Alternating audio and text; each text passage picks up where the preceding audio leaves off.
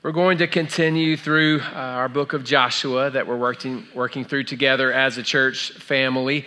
If you're not already doing that, I want you to know that we're spending 42 days working through the book of Joshua twice. And so if you have any questions about how to get those devotions on your phone, just stop by the connection point on your way out, or go to the New Here sign, and we'll get you connected with someone who can make sure that you have those updates on your phone every day so that you can read along with us. But where we are right now in the story of Joshua in this series, Dream On, is that God has told the people, it's time. It's time to take the land. And so there is a group of people, 12 families, that are about to open up this gift that God has gift wrapped for them. And the gift is land. It's a lot of land. It's for the first time their own land, and it's going to ultimately be given to these 12 families, and every family is going to have a different place. But there are people there. I mean, imagine someone gifting you your dream home, and then you find out, here are your keys, but there's also someone living there, so you're going to need to figure that part out. But there's enjoy your house. I mean, that's a lot, and that's where God's people were. So you had 12 families that were there to fight for the freedom for the rest of the entire nation. So they're there together. Joshua is their leader. Moses is dead. And Joshua has now taken the mantle. He's the new leader. And he decides that the best thing to do before they just go into the next bit of land, the next city, and begin conquering it, is to find out what they're about to get into. So he sends a couple of spies into the first city on the agenda, and the city is Jericho. He sends a few spies into Jericho to try to get some intel on what's going on, what they should prepare for, not to decide if they're going to go. They learned their lesson 40 years earlier with that, but to decide how we're going to go, how we're going to approach this, what information do we need to have before we move forward. So they go to Jericho. They go inside the city walls, and they begin to do a little work. They're spies. No one is supposed to know where they are, where they're from. Word gets to the officials in Jericho that we have spies in the land, spies from that group of Hebrew people that we've heard is coming. So those spies are in the land, and they're inside the city, and then word gets back to the spies that you've got someone looking for you now. How they got that information, we don't know exactly. But they needed to hide. And as you're reading through the book of Joshua, what you find is that when word got to them they needed to hide, they were in the home of a prostitute. I have a lot of questions. It would be a lot easier of a read if it says they were in the town doctor's home, and I don't know why they're there. I think I understand the situation, but I'm hoping better. I'm hoping from God's people, 2 soldiers didn't go wandering into Jericho and just think, well, this is what will happen first. So I'm hoping that they're spies in the land, and they just said, go, we got to go to the nearest place. And it just happened to be a prostitute's house. I hope that's how it all worked out. So they're there in the prostitute's home, and she says, let me hide you. She takes them up on the roof, puts them on the roof. They lie down, and she takes some flax stalks and puts them over on top of them. Flax was common for those people during that time. They made linen, they made clothes, they made cords, ropes, that kind of thing. So the flax is there. They're covered up in the stalks, and then there's a knock at the door. And in Joshua chapter 2, verse 4, she's confronted by people from the city officials. They're asking about these spies. And in verse 4, she said, yes, the men came to me, but I did not know where they had come from. And at dusk, when it was time to close the city gate, they left. I don't know which way they went. Go after them quickly. You may catch up with them.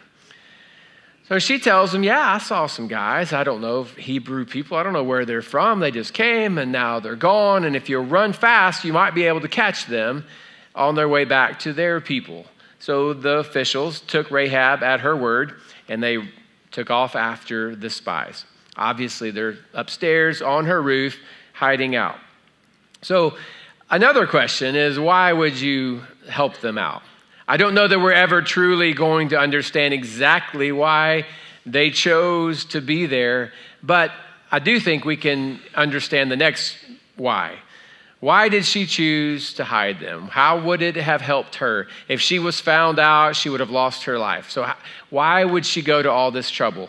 And in verse 8, Joshua chapter 2, verse 8, it says, "Before the spies lay down for the night, she went up on the roof and said to them, 'I know that the Lord has given you this land and that a great fear of you has fallen on us, so that all who live in this country are melting in fear because of you. We have heard how the Lord dried up the water of the Red Sea for you when you came out of Egypt, and what you did to Sihon and Og, the two kings of the Amorites east of the Jordan, whom you completely destroyed. When we heard it, our hearts melted in fear, and everyone's courage failed because of you. For the Lord your God is God in heaven above and on earth below. Now then, please swear to me by the Lord that you will show kindness to my family, because I have shown kindness to you. Give me a sure sign that you will spare the lives of my father and mother, my brothers and sisters, and all who belong to them, and that you will save us from death.'"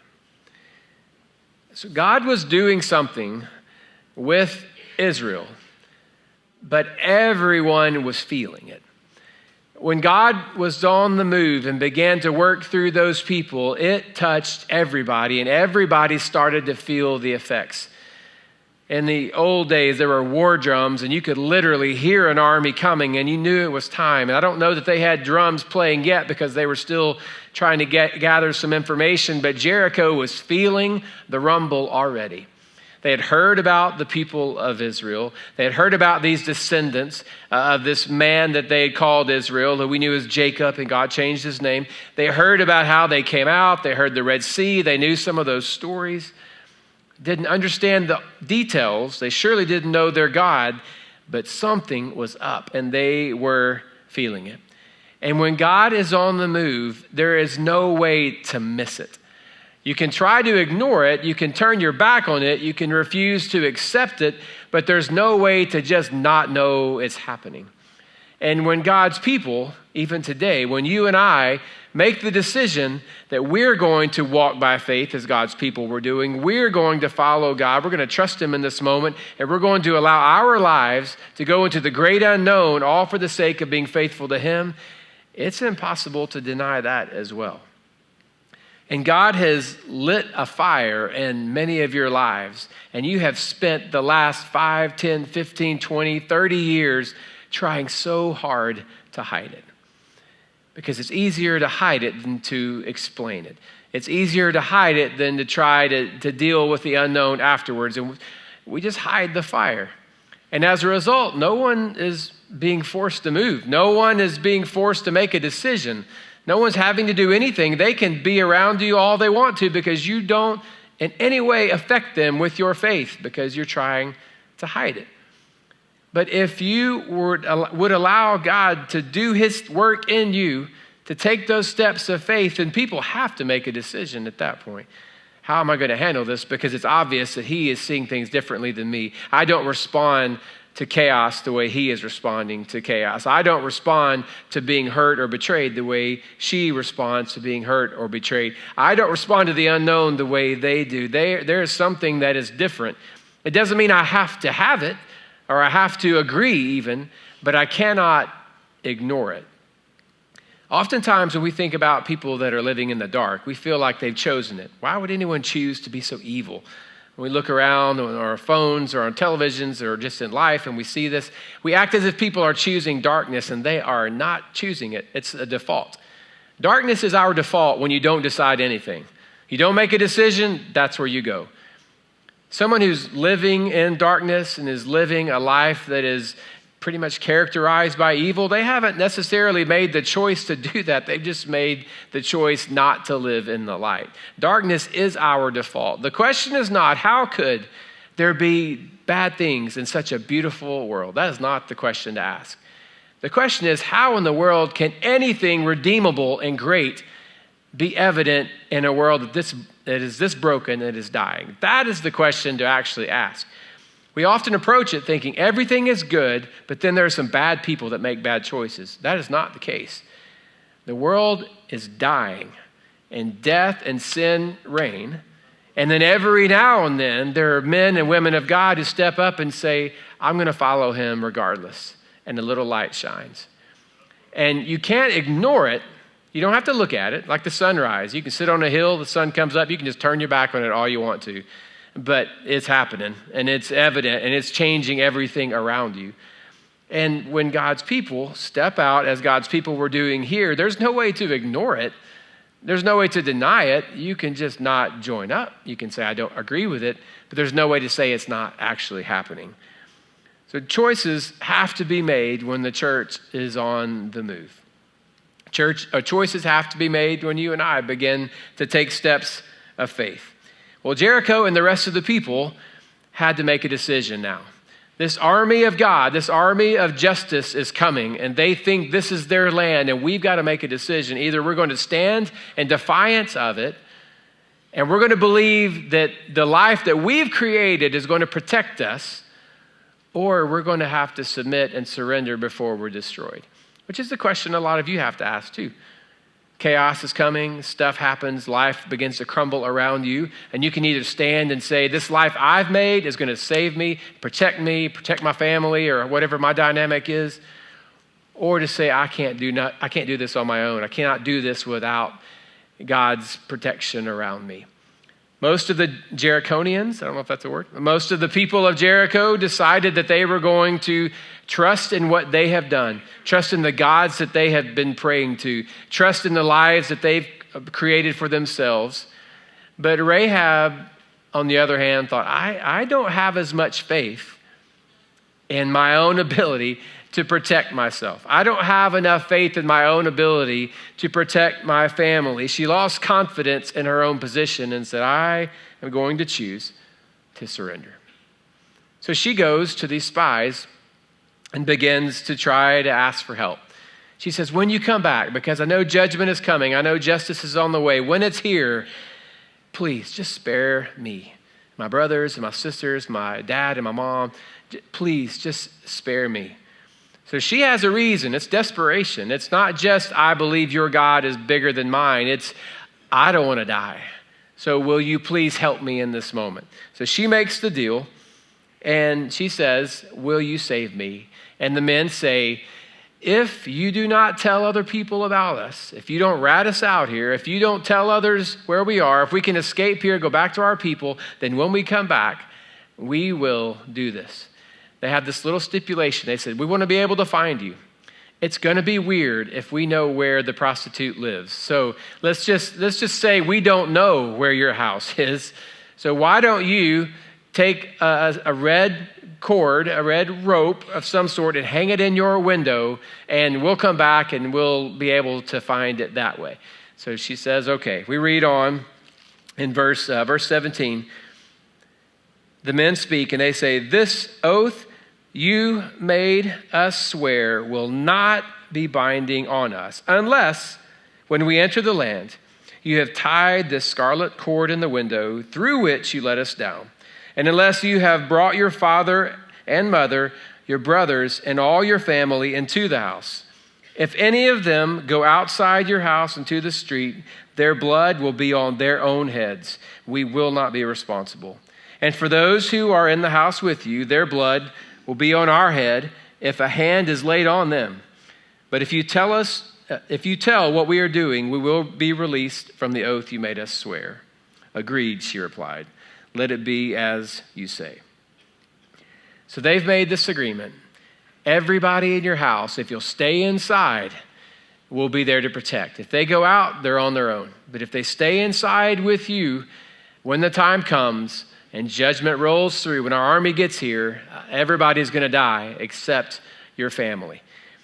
Well, her house was up against the city wall, so the plan was just to let them out the window. They didn't have to go through the streets again. They went out her wall, they were clear of the city, and they were able to escape at that point. She hung a scarlet cord, and they waited. Now, when these two spies arrived back at camp, they had a report to give. A lot's happened, obviously, since they left. And they get back, they go to Joshua, and they say, Joshua, we got good news. Everybody is freaking out. They're literally, their hearts are melting in fear. Well, how do you know? Well, someone told us. What was his name? it's a her, but she said that everybody is fearing you. You met a girl? We did. Okay, is she a homemaker? Well, quit asking questions. There's a girl that said everybody is scared, so we're going to be okay. Like it just gets deeper and deeper the more you begin to unravel how this story unfolded. And I can just see Joshua, this holy man of war, saying, let me get this right. We're going to go in and take this thing that God has given us, but there's a prostitute that's friends with you. And we're so, there's so much there. They say, yes, that is the deal.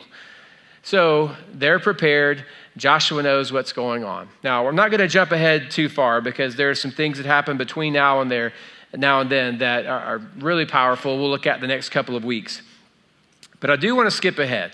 And I don't want to spoil it for you. If you've been reading along in Joshua, you probably already know this by now. But Jericho does fall to Israel. They do take the city eventually. And the wall actually comes down. And in chapter 6, verse 20, I want you to jump ahead a little because we need to get to the other half of the Rahab story here. Because all this time, she's got this cord out the window and she's just waiting. And then there is that moment when things begin to happen and they can hear it, they can feel it, they can see it. And it says the wall collapsed. So everyone charged in and they took the city. They devoted the city to the Lord and destroyed with the sword every living thing in it, men and women, young and old, cattle, sheep, and donkeys. All of the people of Jericho it felt, it smelled, saw, heard all the sounds of a city literally being destroyed. Walls coming down, debris flying, chaos, screaming, shrieks, the sound of death. I mean, some of you men and women who have been in combat, I'm sure there's some moments you just want to forget. Most of the rest of us will never really even begin to grasp this. But all of this chaos is happening all around them. And Rahab, her brothers and sisters, her dad and her mom are all huddled up. And I can only imagine the looks and the questions that Rahab is getting from her brothers, from her sisters, from her parents going, how do we know they're going to come? How will they know? Are we sure? How do you know? And over, Rahab just having to speak above the chaos, they're coming. Trust me, they're coming. They said they would come. They're on their way. We're going to be okay. They're coming for us. After all the men that have been lying to Rahab her entire teenage and young adult life, she's now trying to hold on to the words of these two men. And why in the world would they come back and take her to save her family? She's a pagan. She's a prostitute. She's a woman, and during this culture, that was not a great combination there. She was, in the eyes of the people, not in the eyes of God, but in the eyes of her people, she was expendable, she was forgettable. No one would miss her if she had been collateral damage in the war, because everyone was going to die. And yet she's holding on, huddled up with her family, saying, they're coming for us, they're coming for us, they're coming for us. Meanwhile, while she is there, there's a conversation happening on the outside with the army of Israel. And in verse 22, Joshua said to the two men who had spied out the land, go into the prostitute's house and bring her out and all who belong to her, in accordance with your oath to her. So the young men who had done the spying went in and brought out Rahab, her father and mother, her brothers and sisters, and all who belonged to her. They brought out her entire family and put them in a place outside the camp of Israel. Then they burned the whole city and everything in it, skipping down to verse 25. But Joshua spared Rahab the prostitute, and she lives among the Israelites to this day. So there's that moment, finally, after all that's gone on, where she hears someone say, Rahab, is that you? Are you okay? And they came for her. And she and her entire family are then brought into this new camp. And now they're a part of a new nation. And if you feel like a million people hugged them and shook their hands and said, "Welcome to the family of God," I think we would probably be very wrong.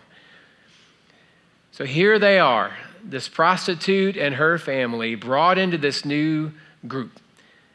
And the emotional part that I want us to try to grasp is you've got now a lady asking a very real question that some of you still ask today.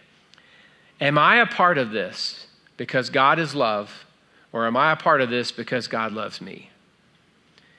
Because in a way, it really looks like she lucked into this.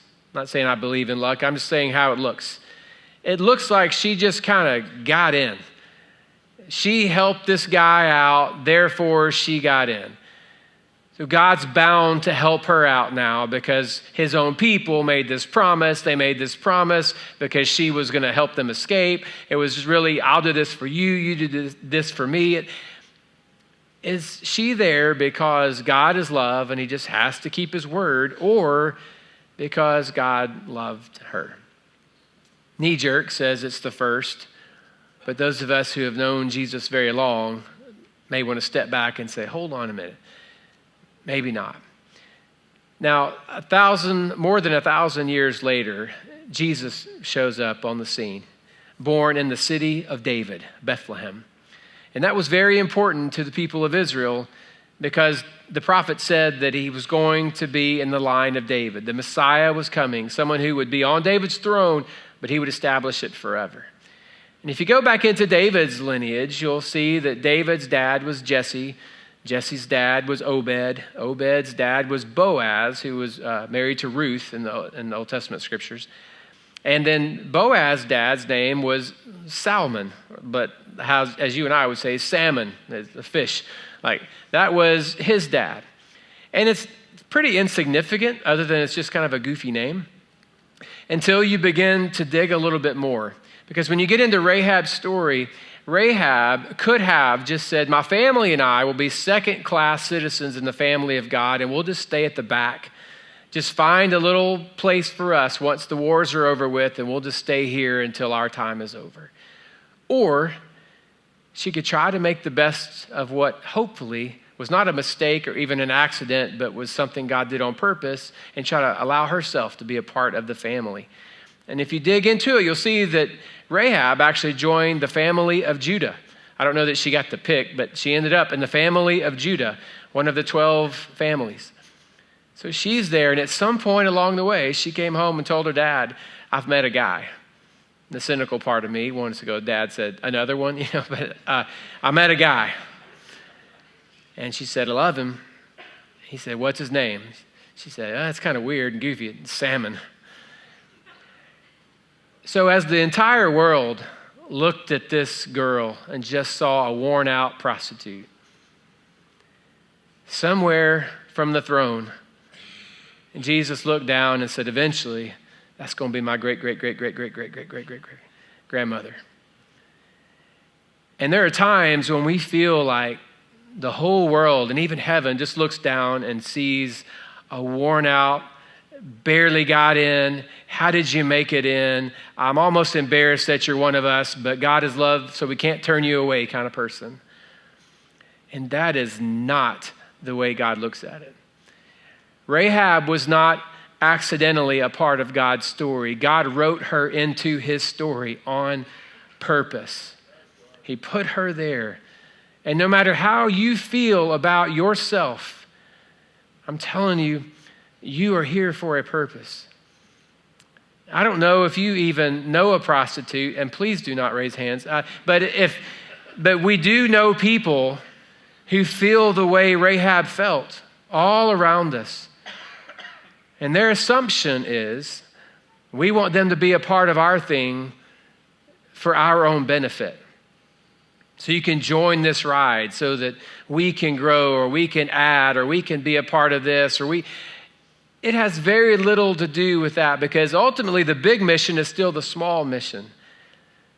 And as much as the promised land was a goal, there was something else going on, and there was a rest in people's hearts that God was ultimately paving the way for. And there are people all around us who do not feel like they belong in God's story. And they need to know that 2,000 years ago, Jesus showed up and walked these dusty streets and told everyone, judgment's coming. There's an army coming. But when it does, if on your heart there is a scarlet cord that indicates you've been waiting on me, I will come for you. And I will take you to be with me, and you will be safe. You'll be okay. And people need to realize that is the promise that God has made all of us. And if you're already a follower of Jesus, I'm glad we're a part of the same family. But our work is not over as long as there are Rahabs all around us who believe they're unworthy to be a part of God's story. And the truth is, they are just as worthy to be a part of that story as we are, because just as God wrote us in, God has written them into his story as well. There's value in their lives, and they need to know that. And maybe you're here and you're sitting here thinking, well, you're talking about us going out and finding those people. Actually, I snuck in accidentally. You may not have seen me, but I feel that way. And so I get to tell you face to face, you are not a second-class person. You are not a second-class member of the family of God. You are loved, you are valued, you are wanted, and God has written you into his story. And all you have to do today is tell God, I no longer have confidence in the life I built to protect me when that day of judgment comes. And so I'm hanging that scarlet cord over my life now. And I'm going to trust in you. I'm not sure how easily I'm going to fit into your family, but I'm with you. Whether or not your family will have me is inconsequential. And we as a church family get to come around them and say, oh, no. We're all trophies of that same grace. Welcome home.